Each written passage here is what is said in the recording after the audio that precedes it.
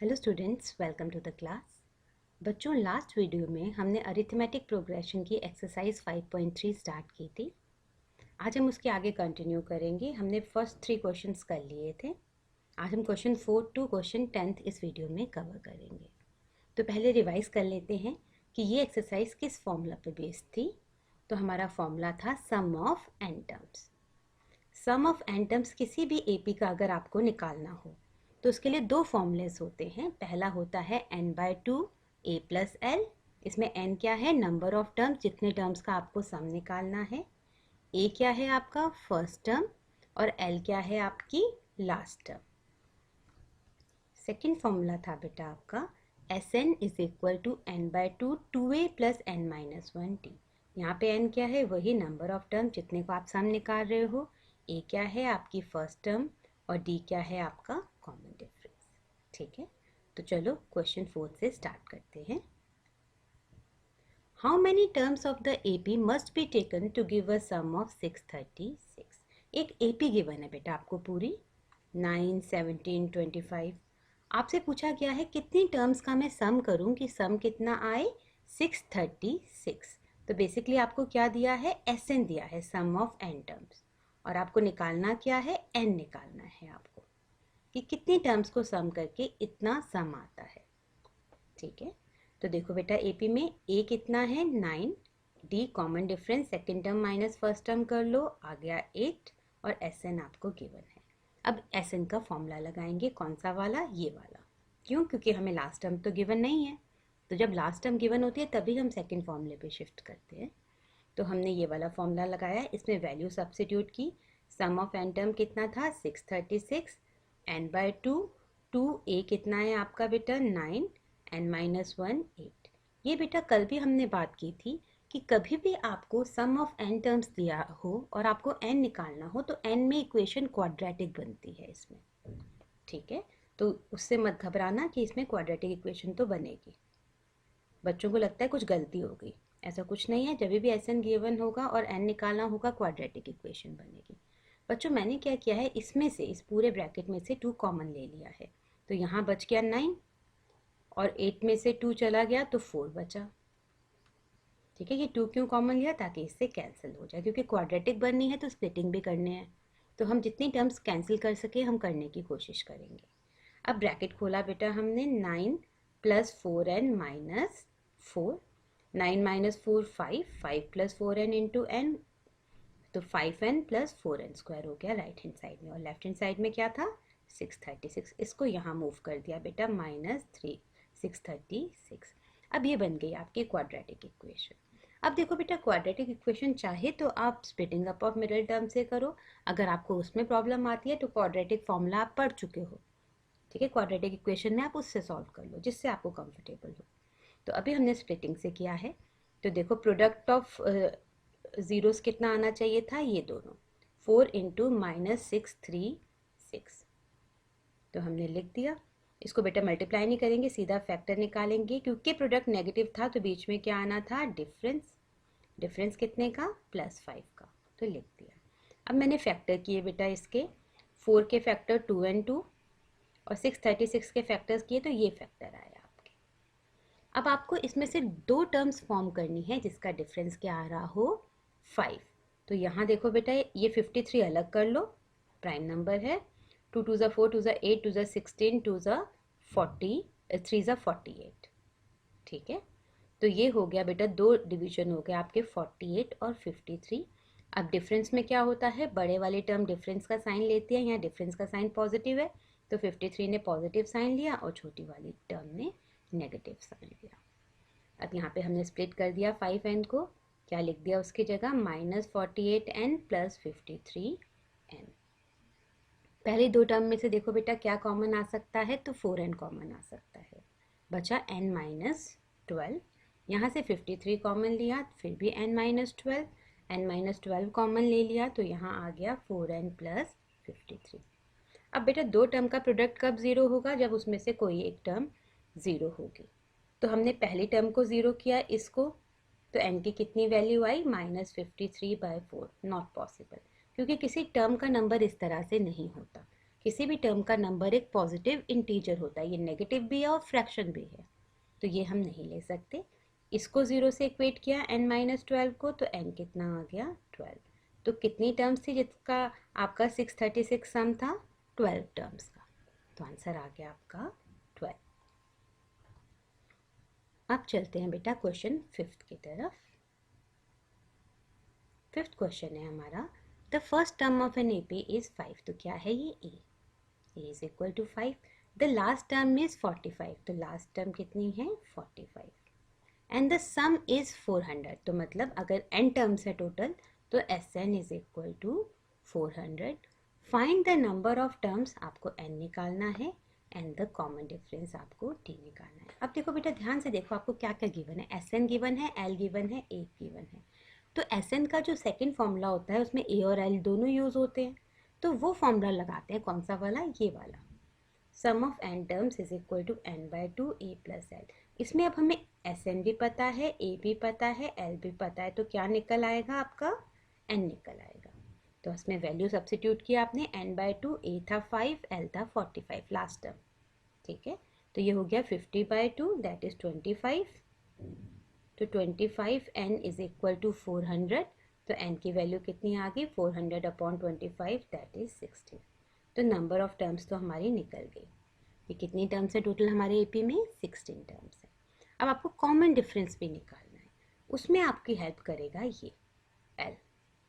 देखो L क्या है? लास्ट टर्म, और 16 टर्म्स हैं टोटल, मतलब A 16 हो गया। ये लास्ट टर्म तो 16 टर्म ही होगी, तो A 16 का फॉर्मूला लगाएंगे, A हमारे पास है, D निकल आएगा। देखो A 16 45 हो गया लास्ट टर्म, तो A plus 15D is equal to 45। A की वैल्यू सब्सिट्यूट करो, 5 plus 15D is equal to 45। तो 15D आ गया 40 और D आ गया आपका 8/3। तो ये आपका एक आंसर हो गया N, और ये आपका दूसरा आंसर हो गया D। ठीक है, चलो अगला क्वेश्चन देखते हैं, question 6th। The first and the last term of an AP are 17 and 350। First term दे रखी है 17, लास्ट टर्म दे रखी है 350। If the common difference is 9, common difference दे रखा है 9, how many terms are there? मतलब आपसे पूछा क्या गया है? n पूछा गया है, एंड व्हाट इज देयर सम? तो सम ऑफ n टर्म्स भी निकालना है आपको। पहले देखना है कितनी टर्म्स हैं हमारे एपी में, और उसका सम निकालना है। तो अब इसमें कौन हेल्प करेगा? पहले n निकालने में l लेते हैं। ठीक है, l है लास्ट टर्म, तो अगर हम मानते हैं कि पूरे एपी में n टर्म्स हैं, तो l क्या हो जाएगी? an last term. तो an is equal to l, और l की वैल्यू कितनी गिवन है हमें? 350। अब an में वैल्यू सब्सिट्यूट करो बेटा, a प्लस n-1d, ये आपका फॉर्मूला बन गया।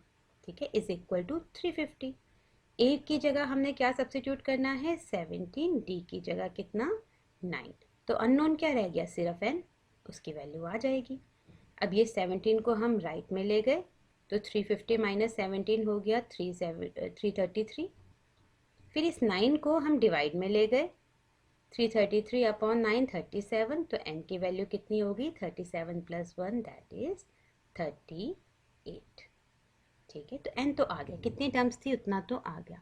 अब सम ऑफ n टर्म्स भी निकालनी है, तो सम ऑफ n टर्म्स के दो फॉर्मूले, कौन सा लगाएंगे? देखो लास्ट टर्म हमें पता है, तो a प्लस l वाला लगाएंगे। तो sum of 38 terms n/2 a plus l। n कितना था बेटा हमारा? 38, अभी हमने निकाला, अपॉन 2, फर्स्ट टर्म 17 थी और लास्ट टर्म 350 थी। अब इसको सॉल्व करते हैं,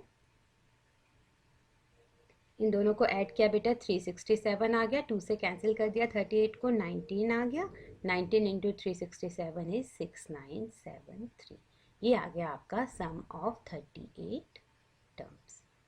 ठीक है, देखो बेटा टोटल एपी में 3 फॉर्मूलाज हैं, an और sn के 2 फॉर्मूलाज, तो कोई ज़्यादा वेराइटी नहीं है, बस आपको थोड़ा सा घुमा सकते हैं वो क्वेश्चंस में, अदरवाइज इसके क्वेश्चंस इजी ही होते हैं। ठीक है, अब देखते हैं अगला question, 7th question. Find the sum of first 22 terms of an AP. तो क्या निकालना है आपने? S22 in which d is equal to 7। Common difference दे रखा है और 22nd टर्म दे रखी है। तो सबसे पहले किसका फॉर्मूला लगाओगे, 22nd टर्म का। उससे क्या निकाल लाओगे, ए। देखो A22 इज इक्वल टू 149, इसमें ए एन का फॉर्मूला लगाया, a plus 21D is equal to 149। A plus 21D कितना था, 7।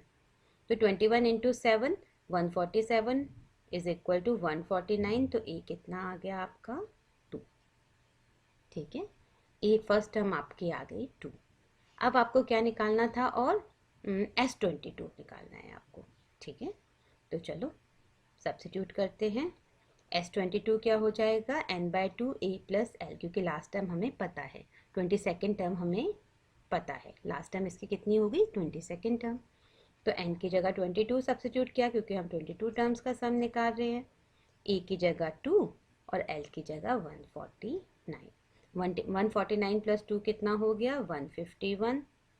151 इंटू 11 1661, 1661 आ गया आपका सम ऑफ 22 टर्म्स। यही पूछा था आपसे। चलो अगला क्वेश्चन देखते हैं।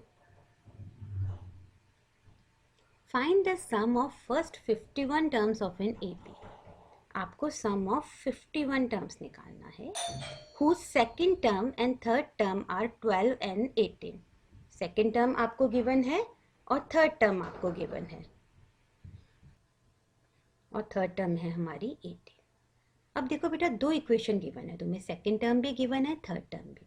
अदरवाइज वैसे तो अगर आप देखा जाए, सेकेंड और थर्ड टर्म गिवन है, कॉन्जिक्यूटिव टर्म है, अगर मैं इन दोनों को सब्ट्रैक्ट कर दूं तो कितना आएगा, 4। तो वो मेरा कॉमन डिफरेंस होगा। पर हमेशा ऐसा नहीं होगा कि आपको कॉन्जिक्यूटिव टर्म्स गिवन होंगी, ऐसा भी हो सकता है आपको 5th और 15th टर्म गिवन हो। इसलिए मैंने पूरा प्रोसीजर के साथ आपको करके दिखाया है। वैसे कॉन्जिक्यूटिव टर्म में आप उन दोनों को सब्ट्रैक्ट करके भी कॉमन डिफरेंस निकाल सकते थे। ठीक है, तो सेकेंड टर्म है आपकी a plus D, according to the formula इसकी वैल्यू है 14 आपको गिवन। A3 है आपकी a प्लस 2d, और इसकी कितनी वैल्यू गिवन है आपको, 18। आपने सब्ट्रैक्ट किया तो a से a कैंसिल हो गया, d माइनस 2d हो गया माइनस d, 14 माइनस 18 हो गया -4, माइनस से माइनस कैंसिल हो गया, तो d की वैल्यू 4 आ गई। ये प्रॉपर प्रोसीजर था। ठीक है, अब आपको चाहिए a। तो आपने पहली वाली equation that is a plus D is equal to 14 में ये वैल्यू सब्स्टिट्यूट कर दोगे d की, तो a plus 4 is equal to 14, तो a आ जाएगा आपका 10। अब बेटा अगर आपके पास AP का A है, D है, तो आपके पास सब कुछ ही है। आपको क्या निकालना था, सम ऑफ 51 टर्म्स। तो हम फॉर्मूला लगाते हैं बेटा अपना, सम ऑफ 51 टर्म्स में ये वाला फॉर्मूला लगाएंगे। क्यों, क्योंकि लास्ट टर्म तो गिवन नहीं है। तो 51/2 2a plus 51 minus 1d। a कितना था हमारा 10 और d कितना था 4, और n कितना है 51। ये तीनों वैल्यू सब्स्टिट्यूट कर दिए इसमें। तो 51/2 ये आ गया 20, 50 इंटू 4 दैट इज 200, और इन दोनों का सम हो गया 220। 2 से कैंसिल किया तो आ गया आपका 110। 110 को 51 से मल्टीप्लाई किया, 5610। ये आ गया आपका सम ऑफ 51 टर्म्स। ठीक है, अब देखते हैं बेटा 9th क्वेश्चन। इस पे ध्यान दीजिएगा, इसमें बच्चे गड़बड़ करते हैं। If the sum of first 7 terms of an AP is 49, तो आपको क्या दिया है, sum of 7 terms is 49 and that of 17 terms is 289, और 17 टर्म्स का सम कितना है, 289। Find the sum of n terms. n terms का हमें सम निकालना है। इसमें 2-3 बातें हैं बेटा जो आपको ध्यान में रखनी है। यह आपसे मैं बार बार बोलती हूँ कि AP में अगर आपको 2 इक्वेशन गिवन है तो आप इजीली A और D निकाल सकते हो। अगर आपके पास A और D आ गया तो बेसिक AP तो आपके पास आ गई। A लिखो, उसमें D ऐड करते चले जाओ, आपके पास पूरी AP आ जाएगी। ठीक है, तो पहली बात, जब ये दोनों इक्वेशन ज़्यादातर तो an के टर्म्स में गिवन होती है कि 5th टर्म इतनी है, 17 टर्म इतनी है, या 5th और 17 का सम इतना है, इस तरह से गिवन होती है। मगर कई बार ये इक्वेशंस इस तरह से गिवन होती है कि sum of 7 terms and sum of 17, मतलब सम वाले फॉर्मूले में 2 इक्वेशन गिवन होती है, तो बच्चों को ये सॉल्व करने में थोड़ी मुश्किल होती है। ठीक है, तो देखो इसको कैसे सॉल्व करेंगे। तो पहला था आपका सम ऑफ 7 टर्म्स इज 49, तो आपने फॉर्मूला लगाया n/2 2a प्लस n-1d। ठीक है, n की जगह 7 सब्स्टिट्यूट किया हुआ है। अब बच्चे क्या करते हैं, ब्रैकेट खोल देते हैं। ठीक है, इससे a का कोफिशिएंट आ जाएगा 7 और अगले इक्वेशन में कुछ और आ जाएगा, तो एलिमिनेशन में थोड़ी मेहनत करनी पड़ जाती है। तो बेटर क्या है यहाँ पे अप्रोच कि आप ये ब्रैकेट मत ओपन करो, ये 7/2 को राइट में शिफ्ट कर दो, कॉमन ही तो है सब में। तो ये आ जाएगा 49 इंटू 2/7, 7 7 49, तो ये 14 आ जाएगा। तो इससे क्या होगा, चाहे आपकी इक्वेशन सम में हो, आपका ए का कोफिशिएंट सेम ही रहेगा, क्योंकि हमें पता है सम के क्वेश्चंस में फॉर्मूला क्या होता है, n/2 2a plus n-1d। 2a तो सेम ही रहता है हमेशा, तो आपको ये प्रॉब्लम नहीं होगी कि आपको ए का कोफिशिएंट सेम करना पड़ेगा एलिमिनेशन में। तो हमेशा ये वाली टर्म को कहाँ ले जाओ, राइट में, इससे आपको कैलकुलेशन ईजी हो जाएगी थोड़ी आपकी। तो इक्वेशन बन गई 2a plus 60 is equal to 40। ठीक है, मैं 2 कॉमन लेके काट सकती थी, पर मुझे नहीं पता कि अगले से 2 कॉमन ले पाऊंगी कि नहीं ले पाऊंगी, तो 2a में ही रहने दो उसे। ठीक है, ताकि कोफिशिएंट सेम रहे। अब अगला है 17 टर्म्स का सम। तो 17/2 2a plus 17 minus 1d, n-1d होता है, इज इक्वल टू 289। अभी भी क्या करेंगे, हम ये वाली टर्म को राइट में ले जाएंगे, 2/17 कर देंगे। 17 का स्क्वायर होता है 289, तो यहाँ 17 आ जाएगा। 17 2 ज़ा 34। अब देखो ये दो इक्वेशन देखो, फर्स्ट एंड सेकेंड, इसमें अभी भी a का कोफिशिएंट सेम है। ठीक है, तो जब Sn गिवन हो, n/2 वाली टर्म को राइट में शिफ्ट कर दो, तो आपका फिर से a का कोफिशिएंट सेम ही आएगा। अब मैं क्या करूँगी, सॉल्व करने के लिए इन दोनों इक्वेशन को सब्ट्रैक्ट कर दूंगी ताकि a कैंसिल हो जाए, एलिमिनेशन मेथड। ठीक है, दोनों इक्वेशन को मैंने सब्ट्रैक्ट किया, a कैंसिल हो गया आपका। 16d माइनस 60 10d, 34 माइनस 14 20, तो d कितना आ गया, 2। अब a कैसे निकलेगा, किसी भी एक इक्वेशन में सब्स्टिट्यूट कर दो। हमने ये वाली इक्वेशन में कर दिया, फर्स्ट इक्वेशन में, यूजिंग इन फर्स्ट इक्वेशन। तो 2a plus 60 is equal to 14, तो 2a प्लस 6 2 ज़ा 12, तो 14 माइनस 12 2, a की वैल्यू आ गई 1। अब आपका a और d आ चुका है, तो आपके पास AP है आपकी। आपको सम ऑफ n टर्म्स निकालना है। अब यहाँ भी ध्यान देना बेटा, उन्होंने ये नहीं पूछा कि सम ऑफ 30 टर्म्स निकालो या सम ऑफ 50 टर्म्स निकालो, तो एग्जैक्ट वैल्यू आएगी आपकी। ठीक है, इन्होंने पूछा सम ऑफ n टर्म्स निकालो, तो n एक जनरल टर्म आएगी, मतलब जो आपका आंसर होगा उसमें n होगा। ठीक है, कोई पर्टिकुलर नंबर नहीं आएगा, क्योंकि हमें n की वैल्यू नहीं पता है, हमें एक जनरल टर्म निकालनी है कि सम ऑफ n टर्म्स कितना होगा, तो n की जगह हम n ही रहने देंगे। तो हमने सम ऑफ n टर्म्स का फॉर्मूला लगाया, n/2 2a plus n-1d, n/2 2a plus n-1d, a और d सब्स्टिट्यूट कर दिया अपना। तो ये आ गया बेटा 2 plus 2n-2, plus 2 minus 2 cancel हो गए, ये 2n n से मल्टीप्लाई हुआ, 2n²/2, ये 2 भी कैंसिल हो गए, तो n² आपका आंसर आ गया। तो सम ऑफ n टर्म्स कितना होगा, n²। तो कभी भी आपसे an पूछा हो, Sn पूछा हो, ये मत घबराना, आंसर आपका n में ही आएगा, क्योंकि ये जनरल टर्म्स है आपकी। ठीक है,